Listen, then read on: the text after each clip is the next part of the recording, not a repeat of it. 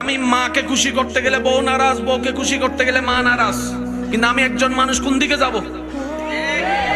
ইসলাম বলে তুমি তোমার মার কি সন্তান, তুমি তোমার বউয়ের কি স্বামী। শব্দগুলা খেয়াল করবেন। তুমি তোমার মার সন্তান, যার পায়ের নিচে তোমার বেহেশত। তুমি তোমার মায়ের পায়ের নিচে। তুমি তোমার বউয়ের কি স্বামী। স্বামী মানে অভিভাবক। অভিভাবক কি নিচে না উপরে? মায়ের পায়ের নিচে তুমি, আর বউ তোমাকে মাথার উপর রেখেছে, কারণ তুমি বউয়ের অভিভাবক।